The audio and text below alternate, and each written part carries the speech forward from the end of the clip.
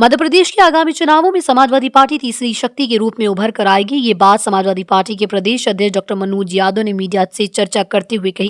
ग्वालियर में समाजवादी पार्टी के प्रदेश अध्यक्ष डॉक्टर मनोज यादव ने कहा है कि मध्य प्रदेश में आगामी चुनावों में समाजवादी पार्टी तीसरी शक्ति के रूप में उभर कर आएगी तथा पैराशूट से आए हुए लोगों को टिकट न देकर जमीनी कार्यकर्ताओं को टिकट दिए जाएंगे।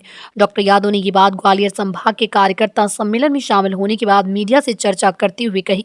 उन्होंने कहा कि पार्टी के राष्ट्रीय अध्यक्ष अखिलेश यादव मध्य प्रदेश में होने वाले चुनाव को देखते हुए अभी से रणनीति तैयार कर रहे हैं। मध्य प्रदेश में पहले भी समाजवादी पार्टी के विधायक रहे हैं, लेकिन भाजपा पार्टी की तोड़फोड़ की राजनीति में लगी रहती है।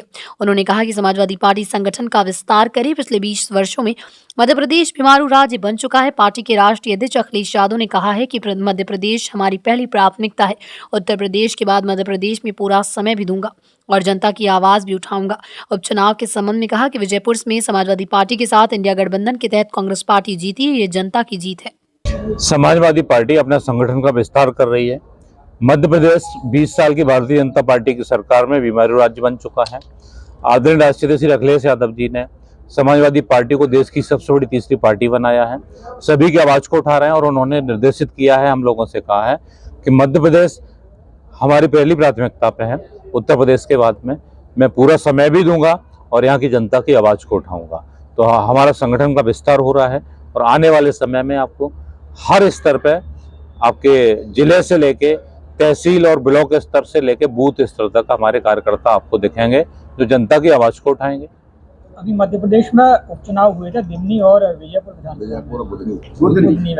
विजयपुर में कांग्रेस प्रत्याशी की जीत हुई है, क्या कहेंगे?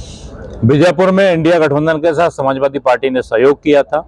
ये जनता की जीत है। जनता समझ चुकी है कि भारतीय जनता पार्टी का जो शासन है 20 साल का, ये बेईमान सरकार है। जब जनता अगर किसी व्यक्ति को चुनती है, ये तोड़ के लाते हैं। आप सोचिए, जनता के मत का अपमान करते हैं, लोकतंत्र की हत्या करते हैं कि वोट किसी को दिया है, व्यक्ति जा कहीं रहा है। तो जनता ने उसका जवाब दिया है। मैं श्योपुर की जनता को धन्यवाद देना चाहता हूं और बुधनी की जनता ने भी सबक सिखाया है। लगभग ये चुनाव हार चुके थे, वहां भी बेईमानी से जीते हैं।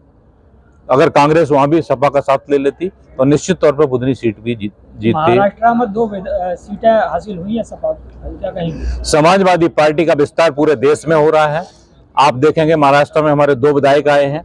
इतनी खराब परिस्थितियों में जहां उन्होंने ईवीएम की बेईमानी की है, उसके बाद में 2 विधायक हमारे बने हैं।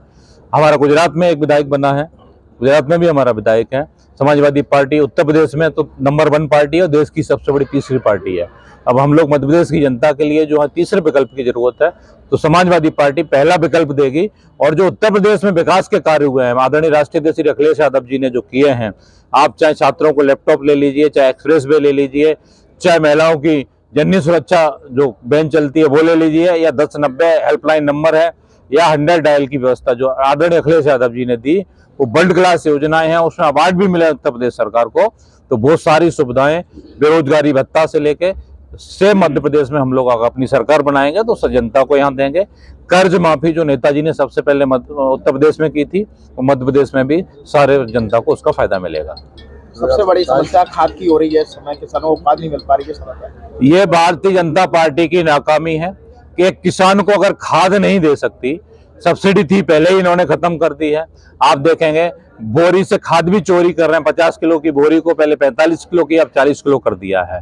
और 1340 रुपए जो उसका MSP रहता है, जो मिलना चाहिए खाद पे MRP 1340 रुपए है जो मिलना चाहिए किसान को, वो 2100 रुपए में ब्लैक में मिल रहा है।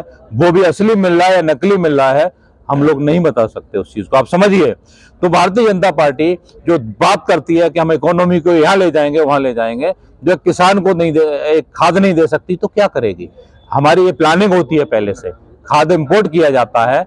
आपके पास विभाग क्या कर रहे हैं, हमारी सरकार क्या कर रही है? देश की रीढ़ की हड्डी कौन है? किसान है। आज हमारे देश में 65% किसान हैं और हमारी इकोनॉमी किसानी पर डिपेंड है। अगर आप देखेंगे तो 2027 और 28 लगातार चुनाव है नगर जी, क्या तैयारी समाजवादी पार्टी में? समाजवादी पार्टी सबसे पहले अपना बूथ स्तर तक संगठन को मजबूत कर रही है। इसके बाद में हमारा चुनाव आएगा 2027 में उत्तर प्रदेश का, तो उत्तर प्रदेश में सरकार बनेगी हमारी।